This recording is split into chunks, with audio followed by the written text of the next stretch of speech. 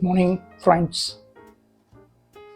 Planning Principles of Management Lecture Series, Module 4 for MBA, BBA, and UGC NET candidates, presented by Professor Dr. D.V.R. Murthy, PhD in Management, Hyderabad. Welcome to this insightful journey into Module 4, Planning, the very foundation upon which great organizations are built. Brought to you by our channel, B School, Dr. D.V. Murthy, PhD Official, an initiative of Ramadevi Foundation, Hyderabad. Hello, I am Dr.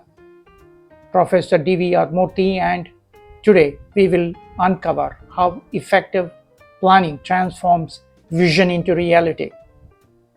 Start with me and stay with me as we explore the nature, purpose, process, types of plans, premising, and forecasting, with real-life examples and cases that bring these concepts to life.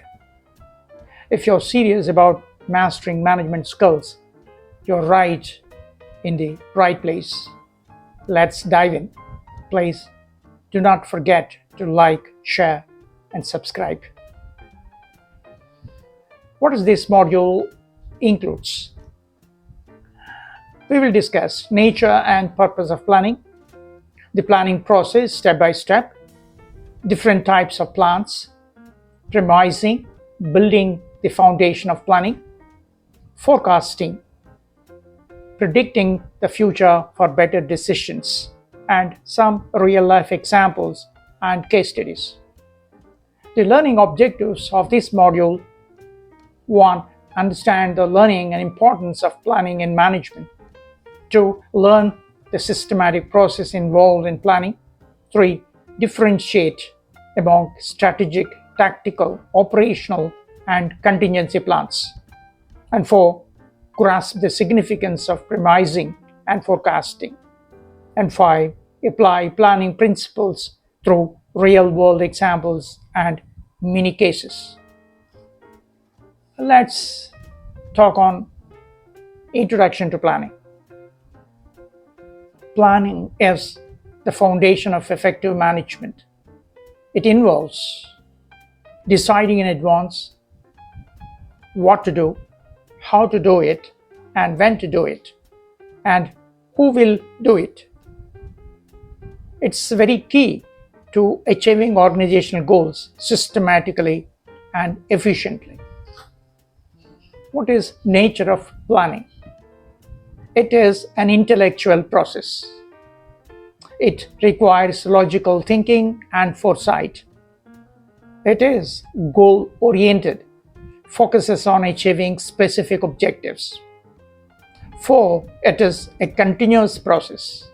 Planning is not a one-time activity. 4. It is all-pervasive, required at all levels of management. And 6. It is dynamic, needs adjustment with changing circumstances. The purpose of planning. Why planning? 1. Planning provides direction and reduces uncertainty. 2. Planning sets standards for controlling. 3. Planning encourages innovation and creativity. 4. Planning enhances efficient use of resources. 5. Planning helps in risk management by foreseeing potential problems. Let's take a real-life example. Planning at Amazon. Amazon's yearly strategic planning to expand into new markets. They go with data-driven decision-making for logistics and product assortment. And they use predictive analytics for warehouse planning. Let's now discuss on process of planning stepwise. Step 1 is setting objectives, clear, measurable goals. Step 2 is developing premises, assumptions about future conditions. Step 3 is identifying alternatives, multiple ways to achieve objectives. Step 4, evaluating alternatives, analyzing pros and cons of each. Step 5, selecting the best alternative, choosing the most feasible option. 6, implementing the plan, assigning roles and starting action. And step 7, follow up, monitoring and adjusting as needed. Let's have a case study. A startup launching a new product. First objective, launch a health drink in 6 months. 6 months. This is the objective of a startup. They premise health conscious market trend. The alternatives before them, online launch versus retail partnerships. Fourth one is evaluation. They evaluate on cost, speed, and reach are considered. Fifth point is all about selection. And they have chosen online launch for a broader reach ultimately. But then they started implementing. 5 is implementation. Marketing campaign through influencers. And of course, the last step, follow up, track sales and customer feedback. Everything goes very well, fine. But then if it's not, again, they have to take a corrective action. Now, let's discuss on the concept of types of plans. One is strategic plan, long-term, organization-wide plans. For example, 5-year expansion plan, etc. The second are tactical plans, mid-term departmental level plans. For example, marketing campaign for next quarter. Third are operational plans, day-to-day plans for specific tasks. For example, daily production schedules, etc. Fourth is contingency plans, backup plans for unexpected situations. For example, crisis management during supply chain disruptions, etc. Let's look at some real-life examples. Case of Tata Motors.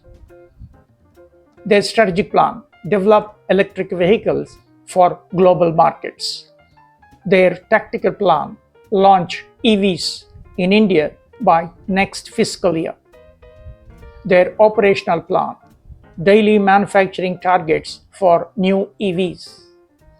And their contingency plan, risk management for raw material shortages, if any, etc. What is premising in planning? Premises or assumptions about the future. Examples of premises. 1. Economic trends. Say, for example, estimating inflation rates, etc. Second is market growth projections. Third is technological advancements. So the importance of premising is accurate premises lead to better plans. Then forecasting and planning. It is estimating future events for planning purposes. The techniques include 1. Market research, 2. Trend analysis, 3. Expert opinion, and 4. Econometric trends and models. For example, weather forecasting for agricultural companies to plan sowing seasons. The case study here is forecasting in retail. Say Walmart uses predictive analytics to forecast product demand. They go with historical data plus seasonal trends, help decide stock levels. The result is improved inventory turnover and customer satisfaction. So what is the importance of flexibility in planning? 1. Plans must adapt to new challenges and opportunities. For example, during COVID-19, many companies shifted from offline to online operations. Second is flexible planning prevents disruption and ensures survival.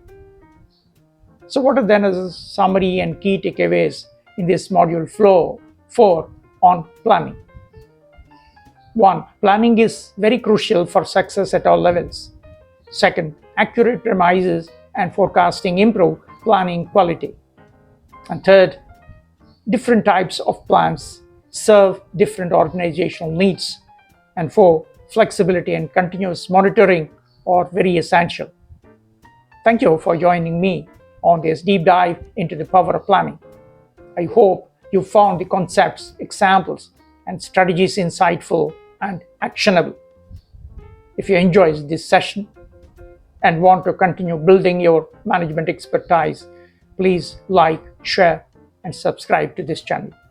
Your support motivates me to bring you more high-quality, practical learning modules. Stay tuned. Our next session coming up next, module 5, decision making. Until then, keep learning, keep growing. Thank you and good luck.